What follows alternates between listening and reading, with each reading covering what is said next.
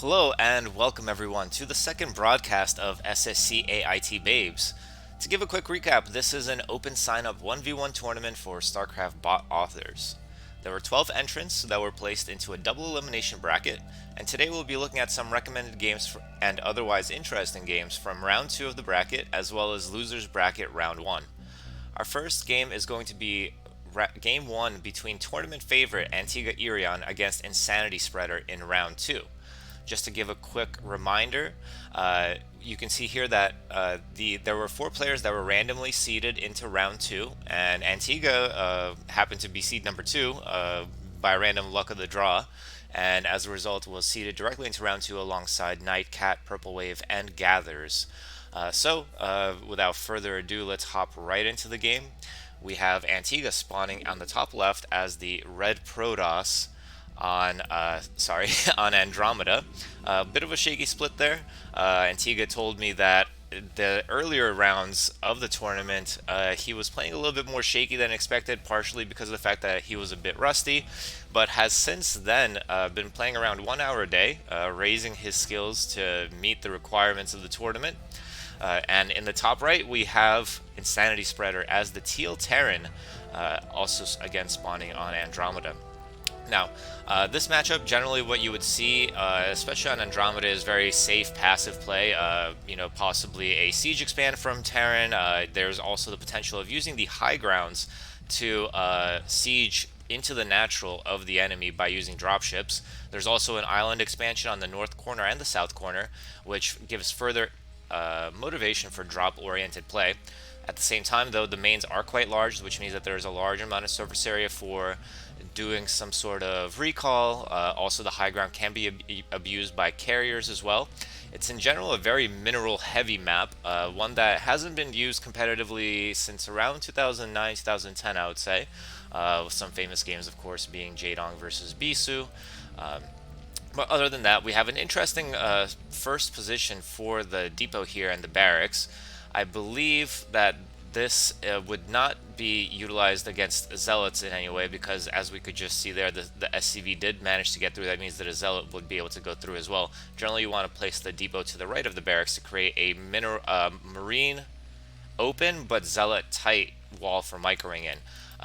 Antigua is going to scout in the correct direction to find Insanity immediately, whereas Insanity is going to go through the center. Hello, Panda Bear guy.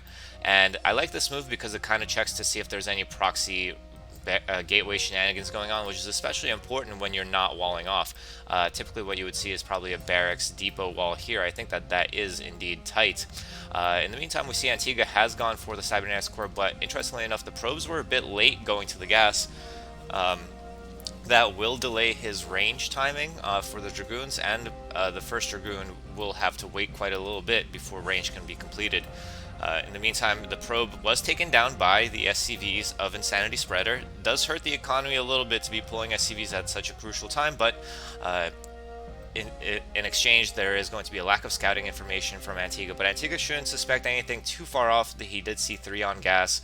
The factory should be coming up shortly, although it does seem that the Marine was made before the factory, and actually a second depot before the factory as well. And ooh, this is interesting. I like this. It looks like it's going to be a bunker factory expand. Normally you would see the factory come up before the bunker and the Marines, though. Possibly a cause for the trepidation and the desire to place a bunker early is because of the fact that Insanity Spreader has not yet found Antigua's location, doing the unfortunate kind of zigzag scouting pattern after scouting incorrectly in the diagonal. Antigua is now going to get that Dragoon range. As expected, it is slightly delayed, it seems, but is going to keep 3 probes on gas, which generally infers that it could be a robo opening or another gateway opening, or 3 Dragoons before Nexus, as opposed to the more modernized 21 Nexus builds with 1 Dragoon. You normally would take 1 probe off of gas at least in order to get that Nexus down a little bit sooner.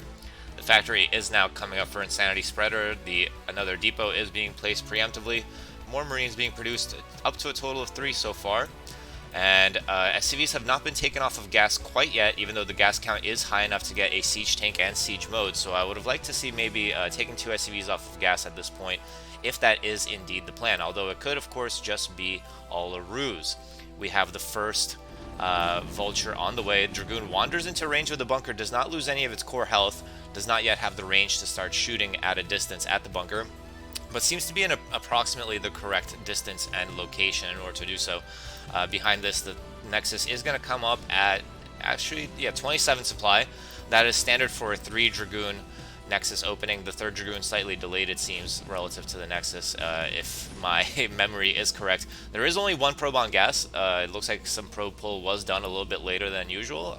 Putting 2 more probes back on gas at this time would be prudent, unless there is an intention to go for some sort of crazy 3rd gateway. I'm sorry, 3rd Nexus anytime soon. Actually, robotics being thrown down. Look at the gas count. It's quite low for Antigua. Definitely needs to start putting probes back on gas in order to get the observatory after the completion of the robotics facility. I think Antigua, this might be the rustiness that he was referring to. 1 SCV here, repairing the barracks, interestingly enough. The Vulture is going to try to run by. I don't think that it can. It barely makes it out. Looks like it might be hunting for expansions. Dragoons were pulled into the bunker, not being able to quite range down yet. Still haven't lost any of the core health, but very dangerously damaged here. First siege tank is now out, so the chances of being pummeled by the Dragoons are decreasing, and intelligently most likely going to use the high ground here. This is one of the defensive advantages of this map. You have a fat kind of ridge here that protects any aggressive options here from the opponent. Ooh, the Dragoons step right into the bunker range. They lose quite a lot of health here. The bunker is being repaired. There's not enough Dragoons to take that down, and quite significant amount of damage done by Insanity Spreader due to a bit of sloppiness by Antigua. Now, this is the ridge that I was talking about earlier. You can also position siege tanks here after clearing out some of the neutral buildings that are up here. You can also use a dropship to drop stuff here, or on the enemy's lip, where you could potentially siege tank into the natural of the opponent. Behind this, we see a very safe play from Insanity Spreader, opting for the engineering bay instead of the academy. Academy is used when you're pretty confident in what your opponent is doing. Behind this, Antigua is going for a very conservative approach as well, with 3 gateways and an observatory. No 3rd Nexus quite yet. The Vulture is parked over here. Looks like it's looking to deny a potential 3rd expand at this 3rd gas. Of course, keep in mind that there is a mineral only in the main base as well. What looks like the probe does manage to get in there, and the Vulture does go down. The Nexus, 3rd Nexus, is coming up after 3 gateways. Very safe, very standard play from Antigua here. Insanity Spreader sending his engineering bay, I guess, maybe to kind of keep an eye on this island, perhaps. And the Dragoon's still going to be staying parked out here. Turrets being added, 1 in the natural, 1 in the 3rd cliff area, and could possibly see 1 in the main. That would probably give the 3 necessary that you generally want to see. SCV count kind of low for Insanity Spreader. It doesn't seem like he's keeping up with SCV production, which is going to hurt in the long run. Antigua now on 37 workers already off of 2 bases, given the earlier Nexus timing. Finally, some SCVs being thrown down for Insanity and Spreader as well. And here is that starport that we were thinking about, as well as an armory. So the armory is going to allow for a +1 to start quite early.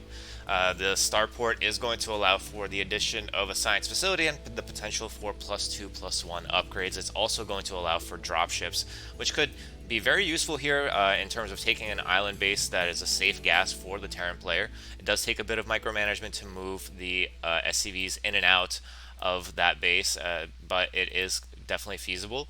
Observer now flying into the main base just as the turret completes, actually. So this observer is likely to go down before it is able to escape, and that does seem to be the case. It has spotted, I believe, the starport. Yes, it should have. And this in turn will inform Antigua that possibly there is the need to start covering this location. What thing you can do is you can bring a Dragoon to start pummeling down this power generator, and that looks like exactly what Antigua is doing. He is going to be clearing that up so that his ground army can reach into that expansion area. In the meantime, behind us we have Double Forge. This is a kind of old school approach to PvT. I have seen some other old school players doing this, especially in the earlier seasons of CPL. Evil Eye was known for this build. And we see a pylon wall off in the natural, very nicely done. Dragoon count at the front is continuing to rise. Observer is just outside the range of the turret, but could potentially see a dropship coming forward. It's actually going to be a 3 Vulture drop first, so the intention will be not to drop back here, but possibly to drop somewhere over in this area. And it's actually going to fly between the observers the observer's vision, and the observer does go down eventually as well. Dropping right in front of the Dragoons, though, it's quite risky. I'm not sure if Insanity is taking notice of this. The vultures do get in. Do they have mines? Yes, they do. They need to start laying those mines defensively. I would have liked to see the mines being laid to prevent the aggression from the incoming Dragoons. A nice SimCity here by Antigua, kind of trapping these vultures after having run away the probes. Nicely done there and well defended, and has also taken down the power generator, meaning that there would not be much possibility of dropping a sizable force back here, or a small force, sorry, of siege tanks to just harass the naturals. So very standard macro-centered game between the two players here. Insanity Spreader and Antigua both floating around 1,000 minerals. Insanity Spreader now taking his mineral only at the third base. And still only 3 factories. Looking at the mineral count, I would like to possibly see a couple more factories added. The +1 upgrade is spinning and is going to complete around the same time as the science facility, which is very nice. Would also like to see a second armory added to start that +2/+1. And Astria is going to be an academy for ComSat scans, which I do think is important for determining when to move out as the Terran player.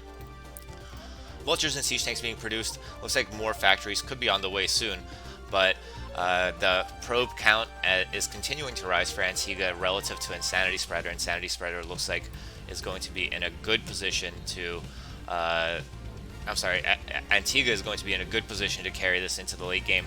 And more gateways being added, more Dragoons being produced, getting close to that maximum count that you would normally see, which is 2 control groups. Going to probably transition into Zealots soon. Yes, we see the Citadel of Adun here, possibly slightly delayed. Might have been wise to start that a little bit earlier. Only 2 probes on the natural gas, by the way. Needs to follow this up with a Templar Archives and a Stargate soon. This would lead into Arbiter play, which again is could be quite strong. Look at all this extra space here. Insanity Spreader could of course try to counteract this by laying mines here, but because of the sheer amount of surface area in this back area, it's also quite reasonable to recall over here, kill the power generator, and then walk into the main base. Looks like the Dragoons are patrolling around, preventing Insanity Spreader from starting a minefield outside of his base. There are some vultures that did manage to make it out. In the meantime, Antigua is trying to take that bottom left main. I think that this place is not actually vulture tight. He might need another pylon here in order to make it so. So could be potential problems in the future. Cannons here, going to be able to defend with a nice pylon wall as well. The vultures are not going to be able to do any damage here.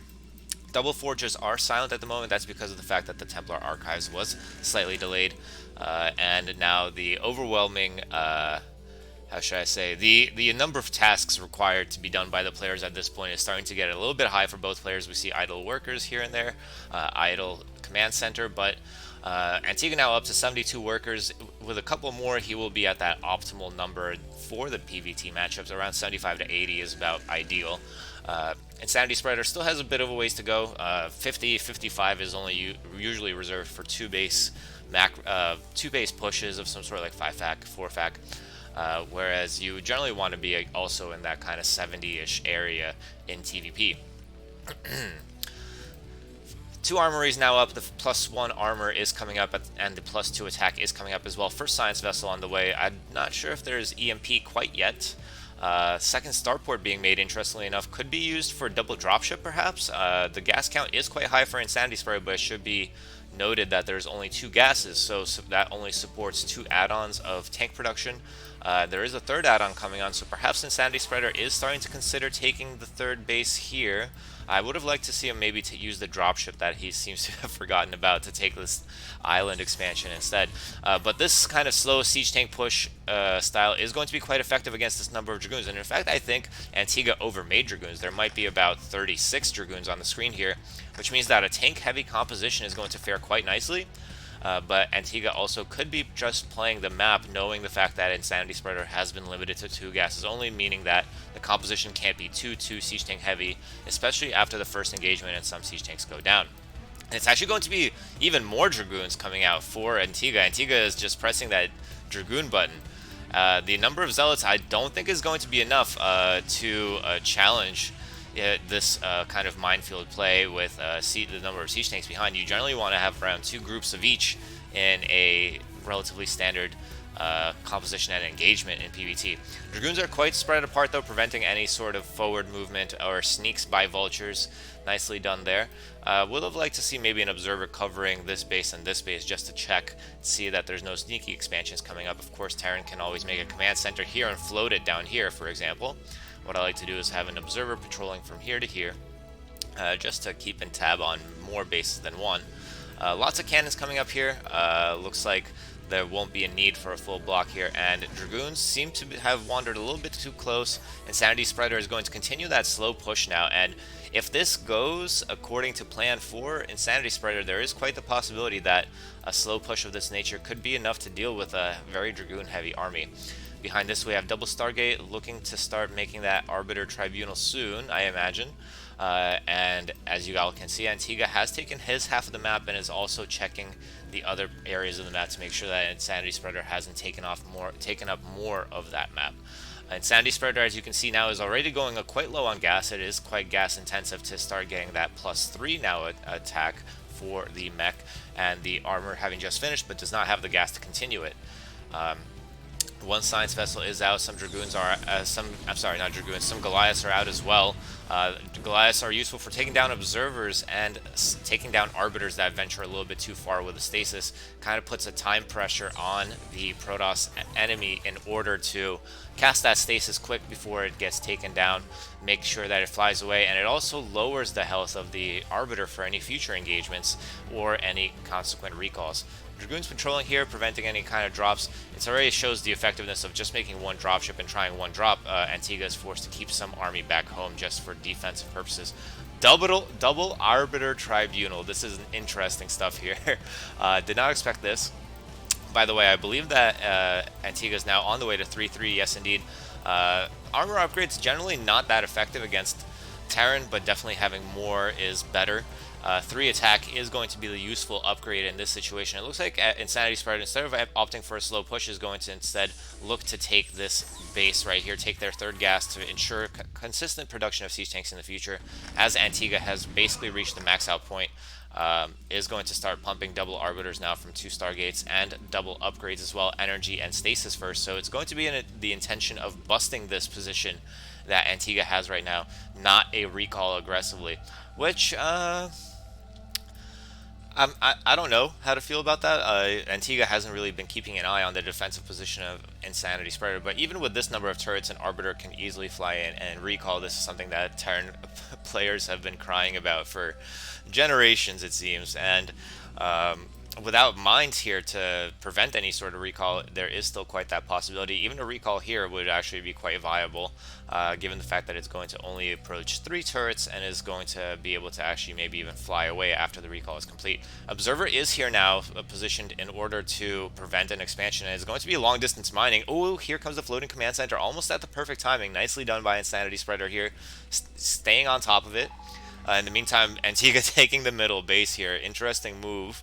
The spread of the minerals here makes this one of the least efficient bases available, and the fact that it's a double gas base isn't something that necessarily benefits Antigua at this time. Antigua is floating a decent amount of gas and should not be losing too many gas units throughout the process of this mid-late game. Given the fact that there's very few Templar out, the Dragoons should be pulling back from any engagement when the Zealots all go down. But still, at this point, it's almost a pure Dragoon army, and I don't think that that will fare well against such a tank-heavy army. One of the consequences of having slightly suboptimal macro is the fact that you will have a lower vulture to tank ratio. You will have more tanks simply because of the fact that you're making 1 vulture, 1 tank, 1 vulture, 1 tank, for example.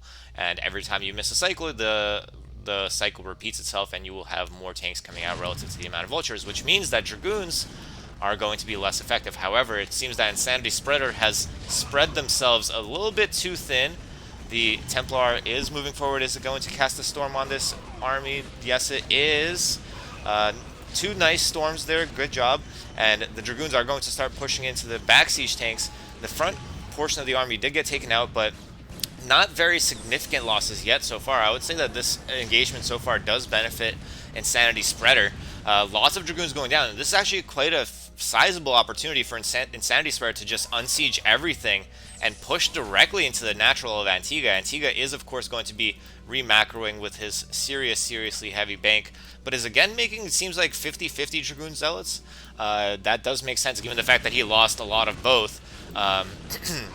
There is a stasis available here. 2 nice storms on the mech army here, but Insanity Spreader is making possibly a surprise attack against what is considered to be one of the favorites of this game. I mean, I'm sorry, this tournament. I just wish that he had brought more. Yeah, 2 stasis is going to completely nullify this threat for now. Just dropped my cell phone somehow. Yeah, and I just wish that he had come with everything all at once, and that's a big ask. I understand that, you know, with 100 APM, it's difficult to manage multiple control groups of army, but sending 12 units at a time, not the ideal way to go about this. I think that Antigua was at a definite disadvantage going into this, and now without Comsat, this is going to be a difficult battle. There's 3 Arbiters here. There is no more stasis available. Scans are being used, but perhaps a little bit too late. A lot of the army did get injured on the way here, and still no more reinforcements coming in, as Antigua takes the bottom right main as well, taking a dominant position here. The stasis has been dispelled now, though, but the vessel has been taken out as well. That means that these tanks are going to go down. And behind this, Insanity Spreader hasn't quite kept up with the production.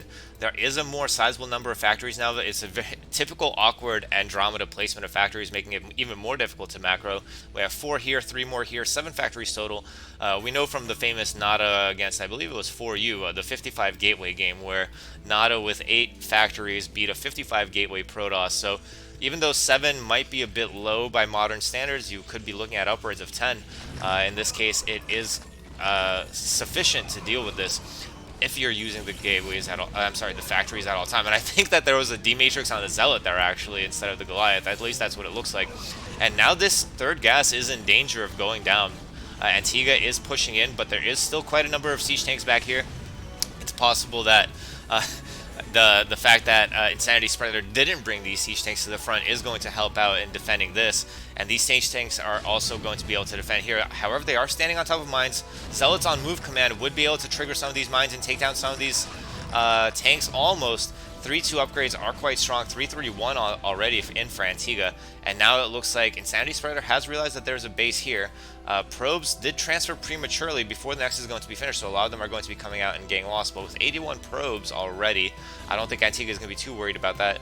A cheeky little turret being placed here to aggress against the Arbiter. The Arbiter does have enough energy for a recall, and there it is. Recall immediately with a 2nd Arbiter in tow. Almost enough energy for a stasis that almost guarantees the falling of this base, and this comes at a crucial time when Insanity Spreader is running low on minerals on his 2 other remaining bases. If this command center gets taken down, that's a further annoyance, but there is still an army presence here from Insanity Spreader. Antigua macroing back up to 200, it seems, keeping the army in the main base, possibly for another recall in the near future. Double Stargate Arbiters does cut into your army count, but also gives you a lot of mobility and flexibility around the map. And actually, this force from Insanity Spreader looks like it was intended for a expansion down here. Not aware, and now becoming aware of the fact that there is indeed army here and Dark Templar being produced to take down this base, which would be quite annoying if no turrets are placed here. And even then, a 2 Goliath, 3 siege tank position here would be difficult. Would be difficult to hold against Dark Templar only. More army, a lot of army from Insanity Spreader just kind of sitting around. Looks like it is difficult to control army in the late game. More gateways being placed at the other base here by Antigua. I quite like this move. This allows for greater production, more flanking, and with the 2 gateways here, it looks like the Dark Templar are going to be able to take down this base. No, actually, the siege tank stays alive. Good reactions from Insanity Spreader and adding that turret here. More turrets being added, but the next wave of Dark Templar could be the ones that take this base down, and that puts... Ooh, I almost missed this recall over here. With 3 Arbiters, you can also stasis the ramp. Looks like maybe that was the attempt here by Antigua. Unfortunately, does not have energy quite yet, but is going to have it in a moment. When he stasises this tank, the Terran army won't be able to come back inside and actually attack the army that is killing all of the infrastructure, and that could be quite painful. You could even stasis your own Zealots here, which would be an interesting play. but I think at this point, the writing is on the wall more or less. The amount of damage done by Antigua is great, and even though Insanity Spreader does have a serious bank of 8,000 or more, it seems that this is going to be GG. Very nicely done for the first game, and you will have to give me just one moment. I am going to check a message that I just got. Alright, sorry about that. So that was our highlight game from round 2, and now we're going to go into the losers bracket. The losers bracket is all of the losers from round 1 and round 2. Oh, just to give a quick recap, actually, I just want to clarify that in the winners bracket, we will have, one second, let me double check real quick. Yeah, so in the winners bracket, TSC Moo beat Nightcat, Antigua Irion beat Insanity Spreader, Purple Wave Jadian beat Johan DJ, and Gathers fell to Krazio in the winners bracket of round 2. So that is why they're going to be moving into the losers bracket, and that is where we're going to have the bulk of our games this this afternoon, evening, morning, whatever time it is for you. And so yeah, let's just hop right into it. We're going to go into the next game.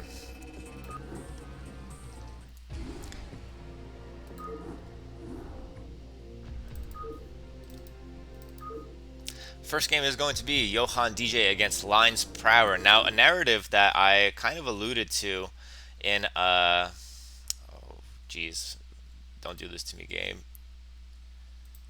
It crashed.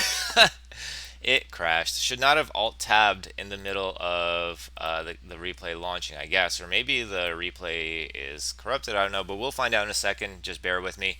That gives me an opportunity to talk about the narrative of Lions Prower. Lions Prower, as I mentioned last week, had not played a single game against a human opponent, apparently, from what was told to us by his friend Murmur, and I believe coding collaborator Murmur. But Lions Prower, after losing in the first round against Insanity Spreader, who we just saw play, he started training religiously, apparently, for this tournament, and as a result became kind of a powerhouse that he became unstoppable, according to his friend. So it is going to be interesting to see what kind of progress versus the first game that we saw last week. What is going to be the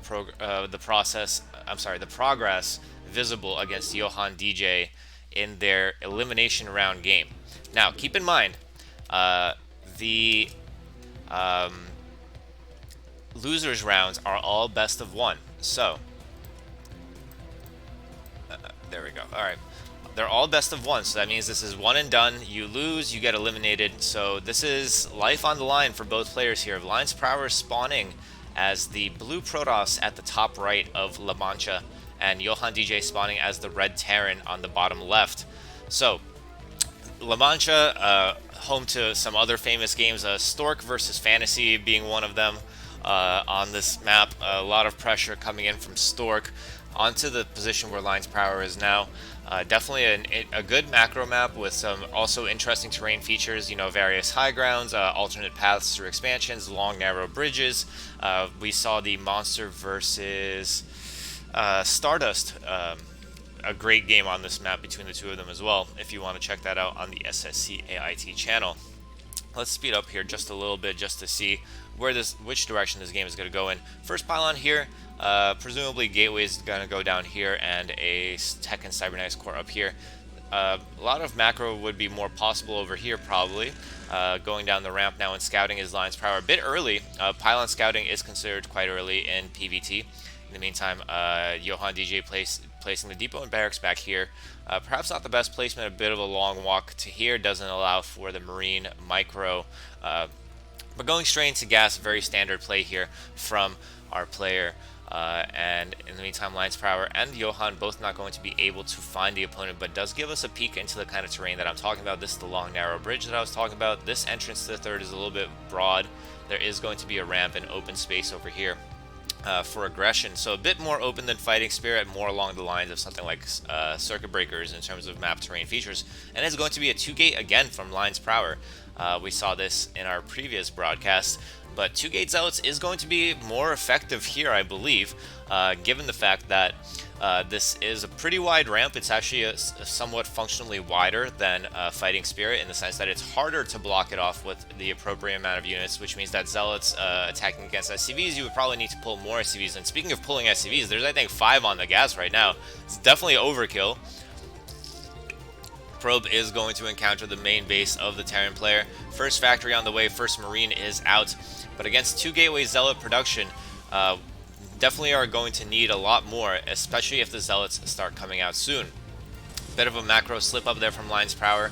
These SCV does manage to go down though, however only after confirming the 2 gateways. So a good response from Terran here would be to continue making Marines, block the ramp with an SCV or 2 or 3, and make just straight vultures to start the game with. You don't need to make that add-on, and it looks like Johan DJ, realizing the situation with the gas, intelligently brings the gas back before going back to the minerals.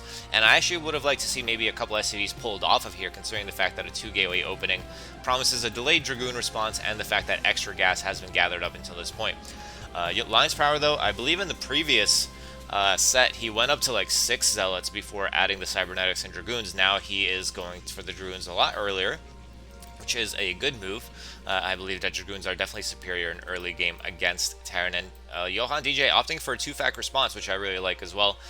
2 gateways does kind of open the door for a more greedier response, you know, something like a Siege Expand, or if there's a significant Zealot count, you could even do Mine Expand, Vulture Expand, but in this case, 2 Factory is the safe play and could actually overpower the Protoss army early on, which is something that you would normally not expect given how strong Zealots and Dragoons actually are. No range quite yet coming up from Lion's Prower. It's possibly due to the delayed gas and the fact that he's pumping 2 Dragoons at once instead of just 1. I would have maybe opted to go for range a little bit earlier, to be honest with you.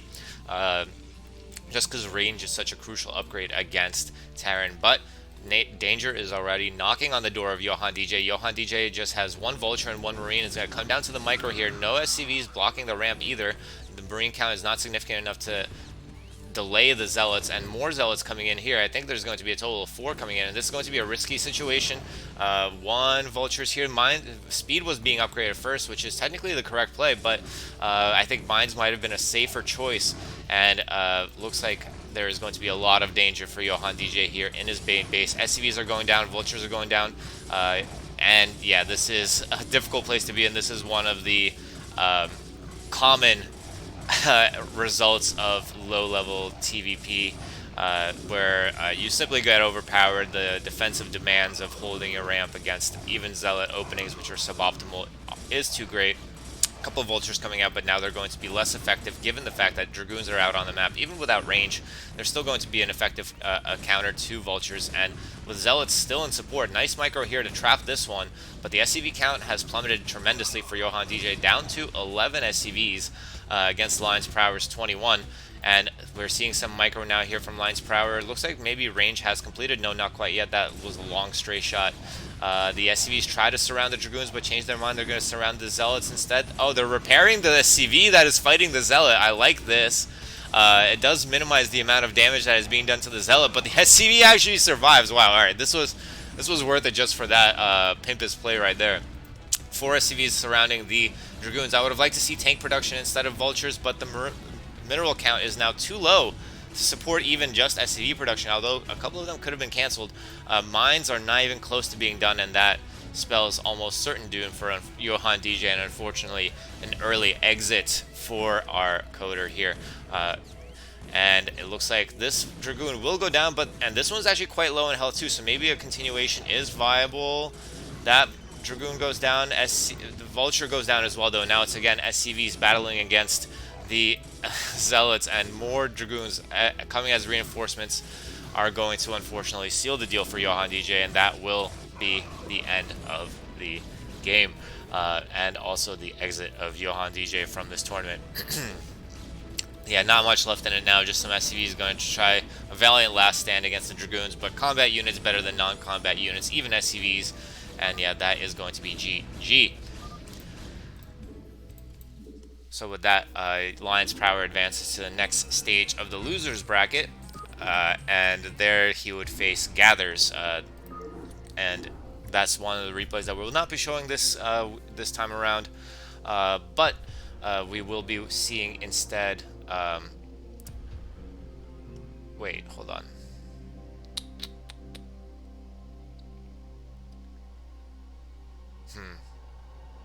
No, yeah, we will play the Gather set against Qatari towards the end, because I do want to show at least one game from every player in this tournament. But first, we will go to Yes versus Insanity Spreader. Yes, if you guys may remember from last time, is the player that did the crazy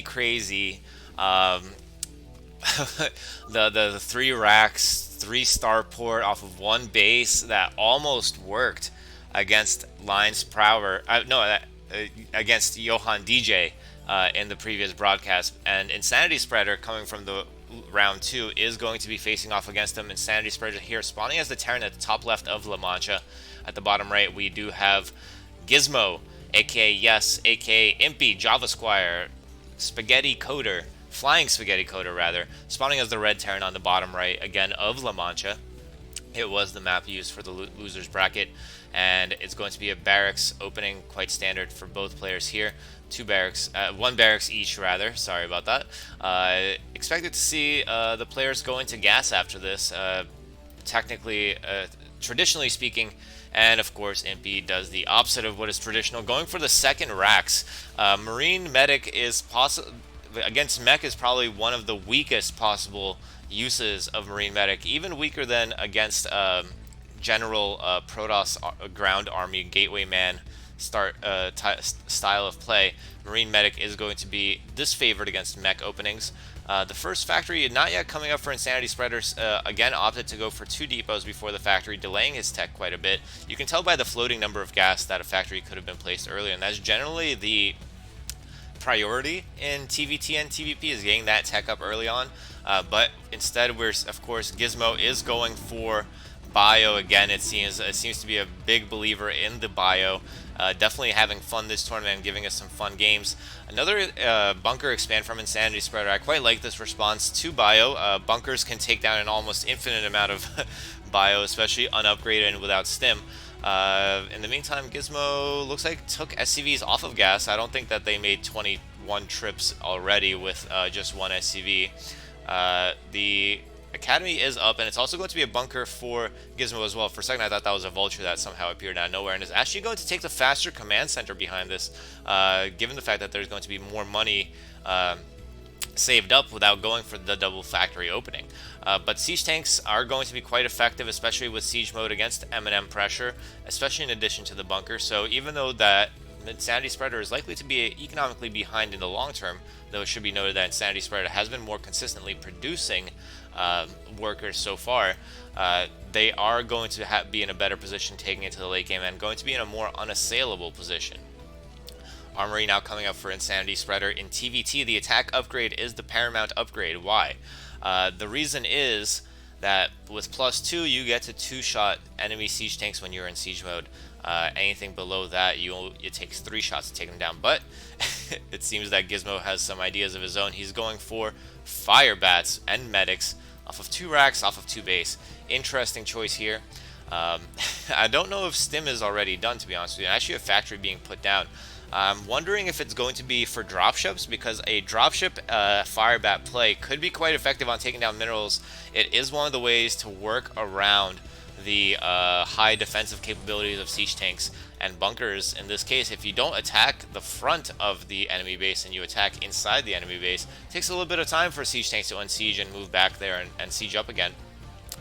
And I believe that firebats, they don't do great amounts of damage against mech, but against larger units like siege tanks, they could hit up to 3 times because it's an area of effect attack. So in theory, with a significant number and with stim against unsieged siege tanks and unmicroed siege tanks, firebats could be potentially able to take them down. But mines will be a huge deterrent to any frontal assault here, and it is going to be almost pure firebats. And the scan comes off and catches Gizmo in the middle of their plan here. So 4 racks production of Fire Bats now, and yes, indeed, it is going to be a star pour. I hope to see that add-on being placed for a dropship, and yes, indeed, that is going to be the case. Pure Fire Bat moving out, and this mine could be dangerous if they walk anywhere near it. Gizmo showing us some unique stuff that you don't see in everyday Brood War, that is for sure. Even on ladder at the lower ranks, people still try to generally play more or less quote-unquote standard. Uh-oh, this could be big. All the medics go down with the first mine. One Fire Bat being used to drag the rest of the mines, but now there's a significant amount of Vultures. Vultures will fare very well against Fire Bats. They should be able to take them down in 3 hits, I believe.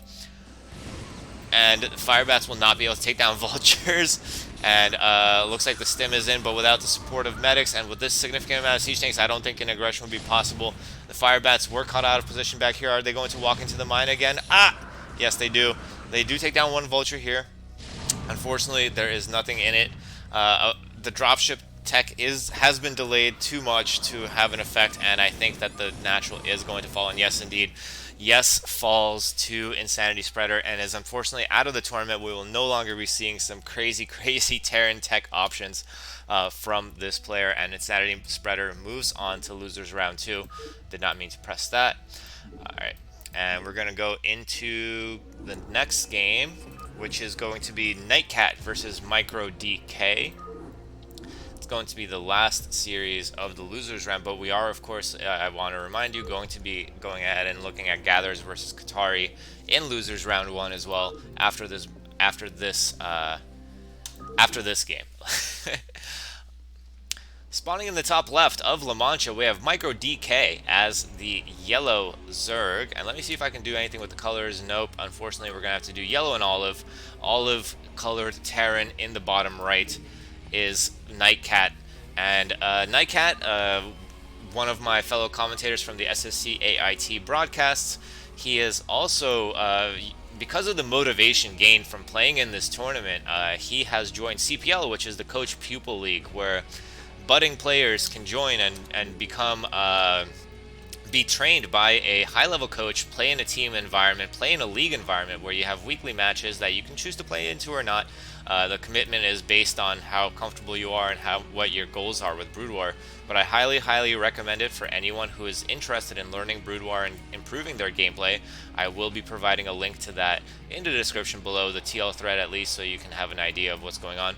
The league is currently ongoing, but there is a wait list, and I'm sure that you'll be able to find a team just to at least practice the games with, if not play in the league itself. Something that is, I think, a really cool system.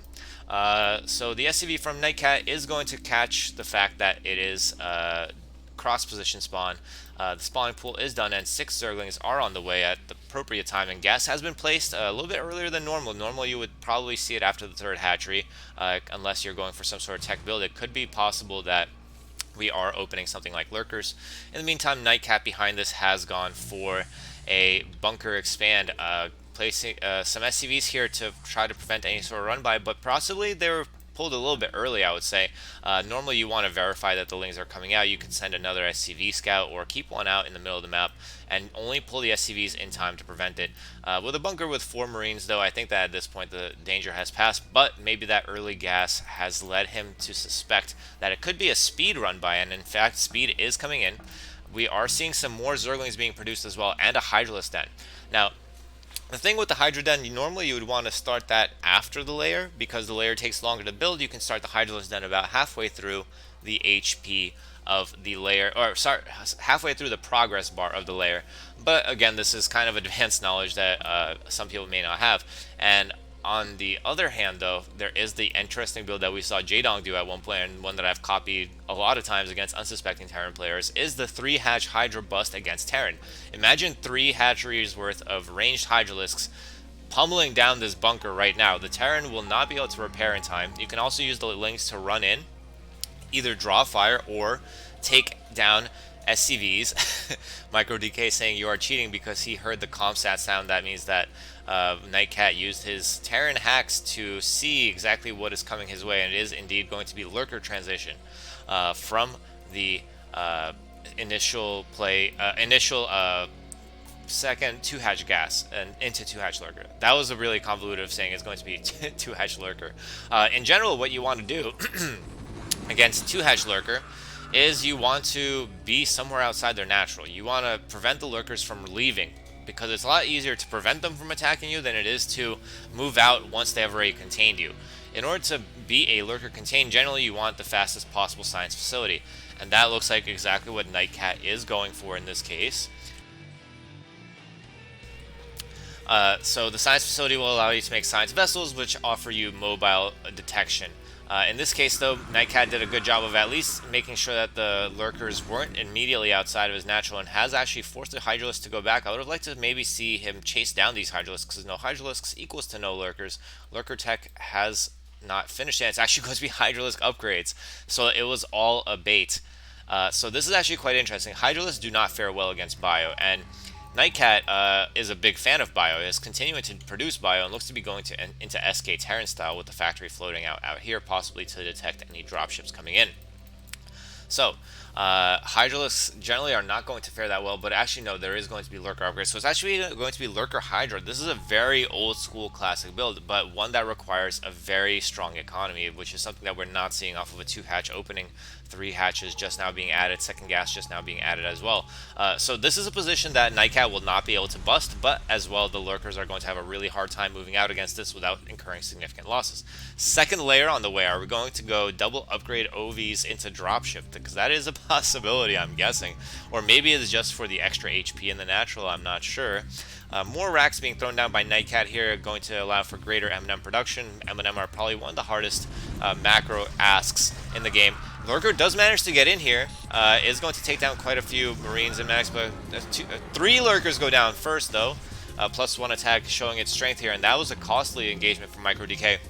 You want to bring the Zerglings and the Lurkers at the same time in order to draw fire from the Lurkers, which are not usually prioritized unless they're burrowed. And MicroDK has slowly pushed back that force, but I feel like he would have been better served, instead of getting a second layer, to get a Queen's Nest and possibly a another a Gopher Hive, I'm sorry, instead of another layer. So now Irradiate is out on the field, and lurkers are now going to start being whittled down one by one as the energy comes in. 5 lurkers is still a lot to be engaging against, but oh, the engagement timing was not quite there for MicroDK. No defensive lurkers now on the field for MicroDK, and these Sunkens are going to go down very quick. Oh no, but Nightcat, there must have been a hotkey issue, sends some army randomly in the opposite direction. Now the army is going to be fighting at half strength. With these Zerglings engaging at the appropriate time, it's quite possible to possibly be able to hold this. Macro is slipping for both players. MicroDK floating 2,000 minerals. Nightcat over that amount is trying to expand to a third base and has indeed done so. Looks like the barracks count is going to continue to climb. Upgrades have been stalled out for a little bit as well. Focus is all on the front for both players, it seems. MicroDK waiting to react to the engagement from Nightcat. Nightcat waiting to maybe amass the significant forces necessary in order to move in.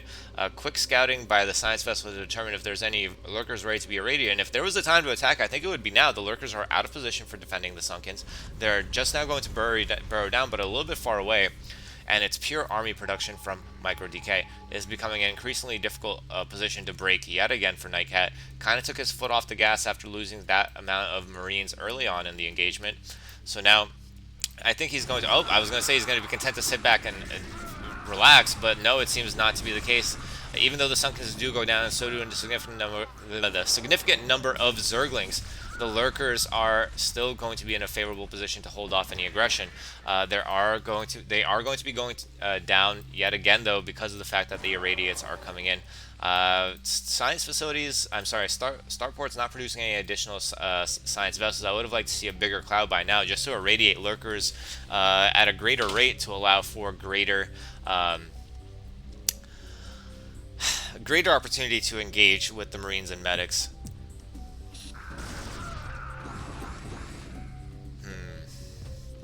Another irradiate coming down on this one. Yes, now 2 irradiates going down as soon as these lurkers pop. I don't think there's going to be any one up in time before the bus comes in, and the bus should be triggered right now. It's the time. Let's go. Yes, we're sending 1 Marine in to draw the Sunken Fire. Very nicely done. Allows for a quick engagement here, and this is going to spell the doom of MicroDK. This base is going to go down quite shortly, and that is all she wrote for MicroDK in this tournament, unfortunately. And I believe that Nightcat is going to move on into losers round 2 now, staying alive in this tournament yet again, and is going to be now moving into the main base of Micro DK. The GG is called. And give me just one moment. I am going to try to put the appropriate the appropriate game in the appropriate folder. Oh wait, oh geez. It seems I never got that replay actually, because now that I'm looking at it, I accidentally have someone else's replay there. So unfortunately, the players did not send me that replay. So I'll load up a different game from Gathers. I'll load up his game against Crazio in the winners round 2. Yes, I do indeed have that. And there were 3 games played. I'll load up the first one since it seems to be the longer one. And give me just one more moment. I wonder if StarCraft will be able to see the replay as soon as I put it in there, because I have a suspicion that it won't. But hopefully it will. Alright, let's see.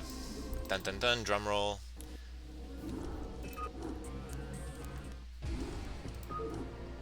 No, not play custom. Load replay. Cast O2. I don't think it actually matters anymore, right? Right? Oh, here it is. We're going to see Crazio versus Gathers. Again, this is the round 2 game, not the losers round 1 game. I just want to make sure that I have one replay from every player who is in the tournament. So Gathers spawning as the red Zerg here at the bottom right of yet again Andromeda, and he looks like he spawned random. Bottom left is going to be Crazio spawning as the green Protoss. Protoss is perhaps the race that is least capable of handling random opponents. Part of the reason why is because the responses to the 2 races are so dramatically different, or the 3 races rather. Protoss and Terran can be opened relatively the same way, but if you open for 1 gate cybernetics, you're at risk of facing off against 2 gateway zealots. If you open with 2 gateways, you're at risk of running into a Terran who is meching. So there is some difficulty there, but the greatest wild card comes from the fact that the Zergs can go for a really cheesy early pool, or they can go for a very macro-oriented play, at which point you would want to have fast expanded, but a fast expand is almost sure death against Terran and Protoss. So in this case, it looks like Crazio did discover Gather's location quite early on. Early scouting is essential in the PVR matchup, and in fact on all versus random matchups, and Gathers is going to be contented by taking the mineral only. I'm not sure I agree with that decision. The probe did go down to the Zerglings, and the drone could have taken that base right here instead. Zerglings now being sent in opposite directions in order to try to locate the position of Crazio, and again, this is a kind of a wide ramp. 2 zealots can barely block it, if I remember correctly. In this case, it's perfect placement from Crazio, just a little bit off, and it might not have been able to do so. Now the spreading out the zealots, and just maybe at the inopportune time, nope, it is going to work out fine. This one's a little bit exposed, could be attacked, but now intelligently being pulled back by Crazio. Crazio behind this is going to go for 1 base tech yet again. As I mentioned last time, this is one of my favorite openings for PvZ. It's one that you almost never expect at the lower levels. It is a little bit possibly safer than trying to expand with a wall that you're not familiar with. And it looks like more Zerglings and drones are being made now. 3 drones being put on gas. Quite a standard play here from Gathers. Gathers is going to take the 3rd hatch at the natural. This is a little bit risky against a 1 base Protoss, because the possibility of aggression means that the sunken colonies won't be up in time to defend here, and in fact the zealots are going to be running forward now. Zerglings have to be hurried out by the red Protoss, the red Zerg player. Looks like maybe a sunken colony here is not going to be in time. This is kind of the situation I was worried about, and the fact that they can just run by is problematic too. Some Zerglings are coming out. 3 Zealots is actually not that much to deal with, but they're kind of finding piecemeal. You never want to do that with Zerglings, as they go down quite quickly against the regenerating Protoss army. Sunken's even being forced down here. Rallied Zerglings being forced around it. And this is quite now a huge loss for Gathers going in here, using 2 drones for this. First Sair is now out before Hydralisks are out in order to contest. Dragoon is going to be pushed back by this sunken colony though. But yeah, this is a significant economic damage to Gathers just by forcing out those sunken colonies in the main base, using the drones for that. You can see that there's no mining happening in the main or natural, in the natural or third of gathers, and only 12 drones in, losing an overlord at a crucial time as well. There's only one hydralisk here, and this overlord is liable to go down as well. In the meantime, behind this, Krazio has taken his expansion natural, is adding more gateways, and it looks like it's going to be Dragoons, which I kind of like that choice. Dragoons in significant numbers can fare well against Zerglings and Hydralisks, especially given the fact that Gathers has been pushed back economically so hard.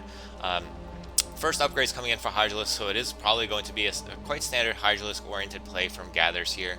And let's see, followed up by a robotics facility. This could be used for Reavers, which could also be useful against Hydralisks and useful defensively, but actually because of the fact that production seems to have been delayed quite significantly by Gathers, this is not a sizable force here. 3 Zealots, 1 Dragoon, and actually the Overlord bait, just as the Zerglings run in. I feel like if the Zerglings had come with the Hydralisks here, there could have been a potential to take down these cannons and force greater expenditures from Krazio, but Krazio, unfortunately, not forced to do so.